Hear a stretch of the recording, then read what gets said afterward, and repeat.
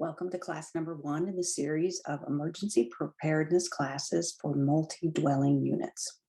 I'll talk quickly about the flow of class for this evening. We'll do some short introductions, why preparing is important, what to expect after a disaster, the levels of preparedness, and what future classes will look like. So this is truly an introductory class. You won't learn a whole lot except you'll meet other folks from your own building. That's me on the left, Ann Forrest. I've been a disaster educator for about 5 or 6 years with the Office of Emergency Management, and I'm also heavily involved in the emergency communication hubs here in Seattle. The woman on the right is Sophia Lopez. She is the Community Engagement Manager for the City of Seattle. She is co-sponsoring these classes. Why preparing is important. There are roughly 800,000 people that live in Seattle, and we get close to 1 million people when we add in tourists. There are roughly 200 first responders on duty at a time in the city, and that's firefighters and their Medic 1 personnel that accompany them to help with medical emergencies. They are staffed to handle the typical day here in Seattle with some fluctuations, but nobody gets to staff up for an earthquake because we don't have warning. Very few of the firefighters, the Medic 1, police, hospital workers, very few of them live in the city of Seattle. So after a large disaster, like an earthquake, it will be very difficult for them to get into the city to beef up that first responder presence. We are the help. You are the help until help arrives. The city has a great deal to do, and we'll go into that in a minute, but we do have to rely on one another in the event of a large disaster. First responders will be spread very, very thin, taking care of those in the most impacted areas. So the bulk of us will be on our own. It's not that Seattle's doing anything wrong. It is just how life is when you live on the West Coast and you have earthquakes as a hazard and there is no warning of earthquakes coming. We don't get the 2 to 3 days heads up that a hurricane is coming like the East Coast does. So let's talk a minute about our hazards here in the city of Seattle. The Office of Emergency Management composes this list and they adjust it every year or so, depending on different factors. There are a lot of experts from the city, from the county, from the state, having input into this list and ranking things in order of what we should prepare for. And the top one is always earthquakes. I have seen a few changes on a couple different items, but earthquakes is always at the top. And the reason for that is we don't get any warning. They could be potentially devastating to a large number of people.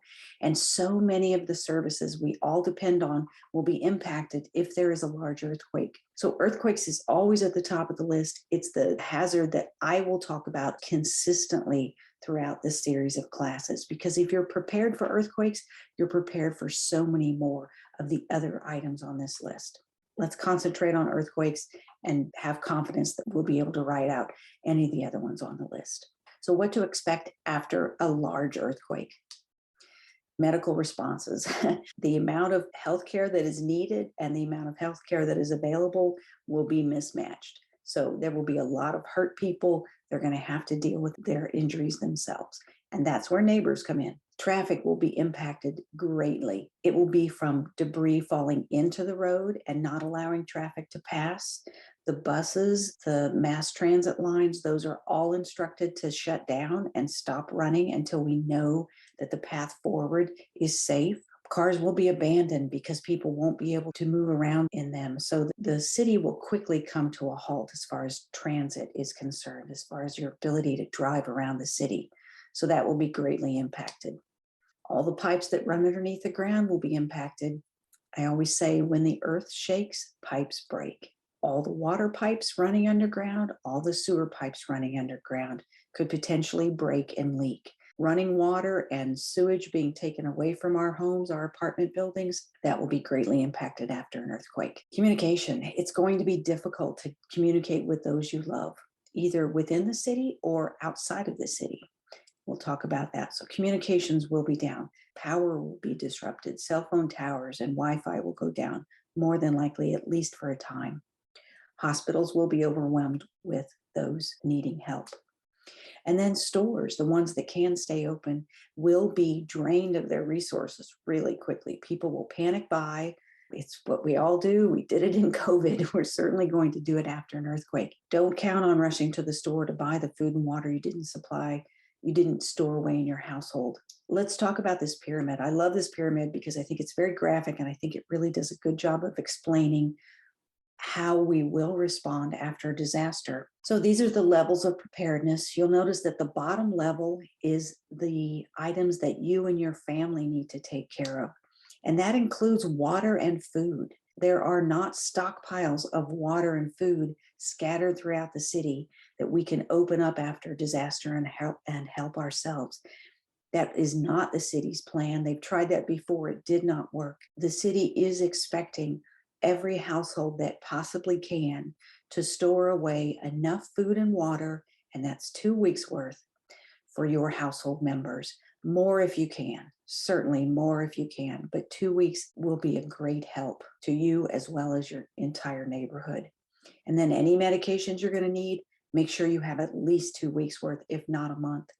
And then an emergency toilet. We'll talk more about that in later classes.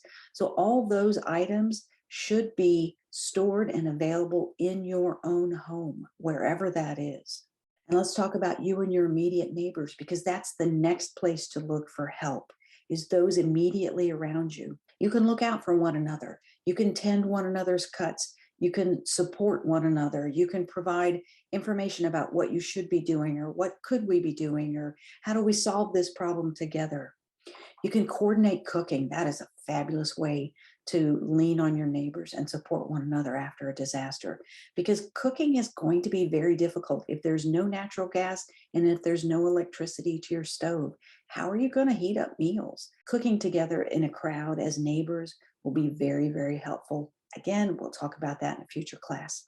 And then sharing resources. Maybe you have what your neighbors need and vice versa. You can get a lot from your immediate neighbors, and you will have to rely on them. And then how about your community? There is a level of preparedness at a community level, and we'll talk about that in these classes. If you're living in a tower or an apartment building or a condo, some place where you share walls, you probably share utilities as well. So maybe you can't shut off natural gas to your own unit after a disaster, but maybe you could turn it off to the building. We encourage you to understand how utilities work in your building and then be able to manage them after a disaster. We ask that communities prepare together and figure out how to organize yourselves now while you're thinking clearly, so that you can put that plan into place if you need it after a disaster. We will show you in these classes how to gather and share information as a community, and how to match needs and resources within your community. Maybe the person on the 18th floor has diapers that they're able to donate to someone, and maybe a household on the 3rd floor needs those diapers. How do you connect those two neighbors so that they can share resources? So we'll talk through that kind of information in these classes. So the city will be working on saving lives. Fire crews will be diligently working to get those fires out and to keep them from spreading. They will be doing search and rescue. There are some buildings in our city that will not fare well. Fortunately, they're few, but there are buildings that will not fare well in an earthquake, and that's where the resources are going, to save lives of those trapped under debris. And then they will begin that huge activity of coordinating the response, trying to figure out what's going on, where are the areas that are hardest hit, and putting resources there, and communicating with the state, with the county, with the nation about what resources we need and where to send them. So there is a great deal that is going on at every level. But if you're looking to the city of Seattle to save you after a large earthquake, you will be disappointed and you will be frustrated. And that's why this kind of class is so important. So thank you for tuning in. Moving forward, let me talk about how the classes will look moving forward. At each class, we will address levels of preparedness that we can influence. And that's what happens in your household. We'll talk about things you can be doing for your household to help yourselves prepare. And then we'll talk about what you can be doing and should be doing with neighbors now and post-disaster. And then we'll talk about what you can do as a community. So class number 1, we've talked about household prep. We will talk about neighborhood prep, and we'll talk about community prep. In each one of our classes, we will hit all three of these levels. The community prep will happen in breakout rooms. So let's talk about household prep. We've talked about the risks. You're aware now that earthquakes are our number one risk, and it's the one we should prepare for.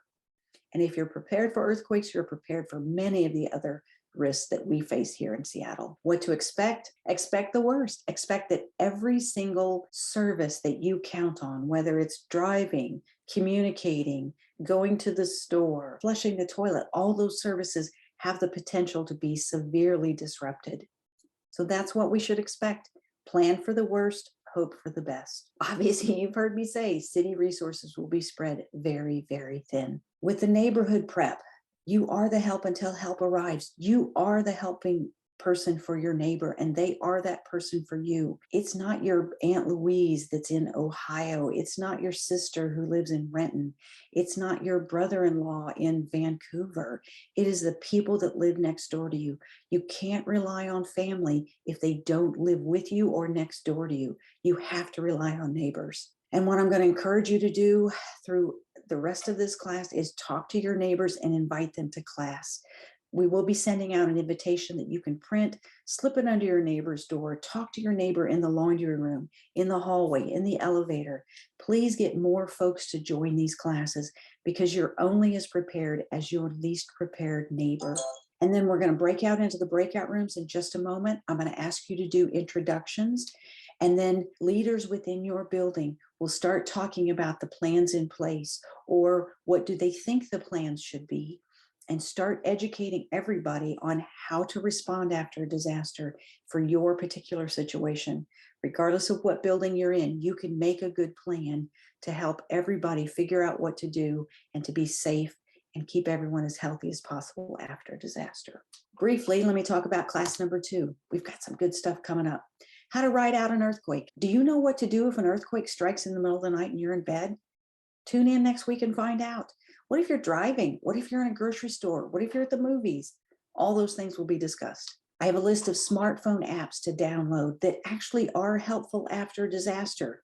We tell you not to rely on technology, but there are smartphone apps you can download to your phone now that will be available even if we don't have Wi-Fi or cell phone signals that could help after a large disaster. We're also going to talk about how to communicate after a large disaster, and that's texting and your out-of-town contact. We'll start talking about food prep, and then we'll also talk about how to keep your cell phones and your medical devices charged and how to work with one another to make that happen. And then community prep, again, we'll break you out into breakout rooms depending on which building you live in, and you'll start talking about where your building is in the planning process.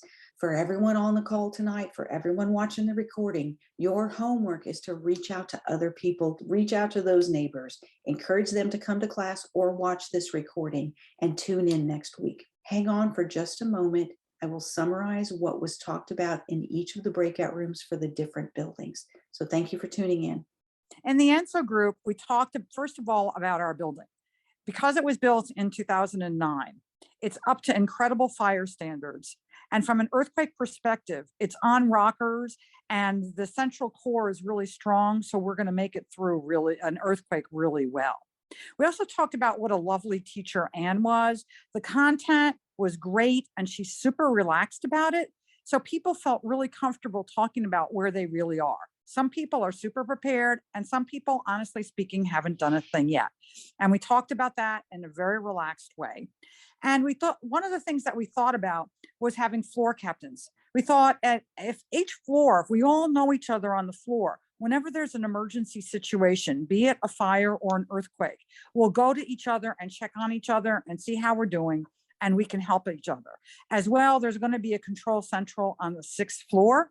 So the floors can report down to the 6 floors. And if there are any concerns or issues, or if people are injured, we'll be able to find the resources to then go back and fix them. So really creating a stronger and stronger community is a key part of what we're about. And some of the folks who came to the meeting are going to be planning to reach out to other folks in the building to try to get them to come. As well, a number of people in the building told us that they weren't able to make it, but they're super interested. So they'll be watching the recordings and they can also get in touch with me.